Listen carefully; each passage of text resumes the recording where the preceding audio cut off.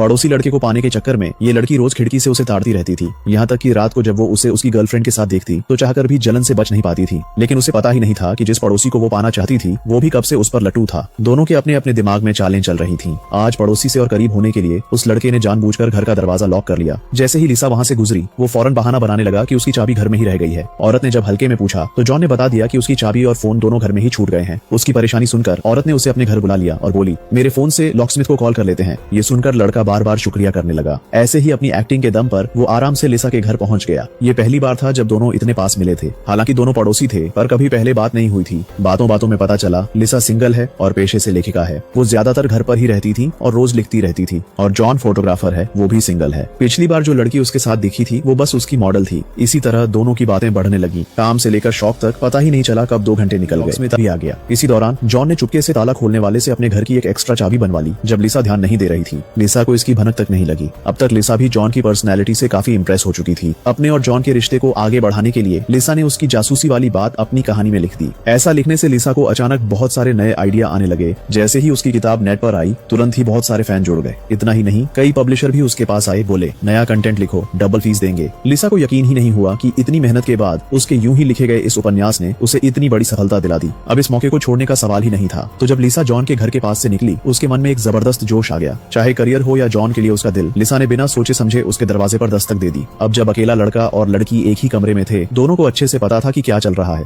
जब उनका मिलना खत्म हुआ लिसा ने चुपचाप जॉन के सोते ही वहाँ से निकल ली। लिसा के निकलते ही जॉन की नींद खुल गई। लिसा को अंदाजा भी नहीं था कि जॉन पहले से ही अपनी चाल चल रहा था। लेकिन उसी दिन जब लिसा अपने दोस्त के साथ बाहर खाना खा रही थी, कोने में बैठा था और उसने चोरी छिपे उसकी फोटो खींच ली। घर लौटते ही लिसा को जॉन की तरफ से एक खास गिफ्ट बॉक्स मिल गया। लेकिन जैसे ही उसने बॉक्स खोला अंदर वही फोटो थी जो उसने आज अपने दोस्त के साथ डिनर करते वक्त खींची थी। लिसा समझ ही नहीं पाई कि जॉन आखिर कहना क्या चाहता है। जॉन का फोन आया लेकिन लिसा ने बिना सोचे समझे सीधा फोन काट दिया। अब लिसा सच में गुस्से में थी। भले ही लिसा को पता था कि जॉन फोटोग्राफर है, लेकिन अब उसने लिसा की प्राइवेट लाइफ में दखल दिया है। जो पहले उसकी तरफ आकर्षण था अब लिसा को उससे नफरत हो गई है। उसे अच्छी तरह मालूम है कि दोनों ही अभी सिंगल हैं। साथ आने का मकसद बस अपनी अपनी जरूरतें पूरी करना ही था। अब तक वो जॉन को बिल्कुल समझ ही नहीं पाई। आगे कोई प्रॉब्लम ना हो इसलिए उसने इस बार ठान लिया कि जॉन से आखिरी बार मिलकर सब खत्म कर देगी। अगले दिन उसने पूरी बात अपने दोस्त को बताई। लिसा की गर्दन पर स्ट्रॉबेरी के निशान देखकर उन्हें समझ आ गया कि दोनों के बीच कुछ हुआ है। दोस्त ने उसे समझाया कि उस आदमी से दूर ही रहो क्योंकि तुम दोनों को एक दूसरे के बारे में ज्यादा कुछ पता ही नहीं। क्या पता उस आदमी का कोई और मकसद हो। लिसा ने ये बात सुनते ही हामी भर दी। लेकिन जॉन की हरकतों से परेशान होकर लिसा उसे बिल्कुल भी भाव नहीं देना चाहती थी। वो हर बार कोई न कोई बहाना बना देता और लिसा के दरवाजे पर भी दस्तक देने लग गया। जॉन लगातार पीछे पड़ा रहा। बेचैन, जगह तो पास ही है, एक बार मिल लेते हैं। आखिरकार उसने उसका इन्विटेशन स्वीकार कर लिया। लेकिन बस एक लापरवाही वाली बात ने उसे मुश्किल में डाल दिया। केवल इन्विटेशन पर नहीं गई तो जॉन इतना गुस्सा हो गया कि घर में सामान फेंक फेंक कर तोड़ने लगा। ये देखकर लिसा डर गई और तुरंत अपने दोस्त के घर जाकर रात भर ठहर गई। इसी दौरान टीवी पर एक लड़की के गुम होने की खबर आई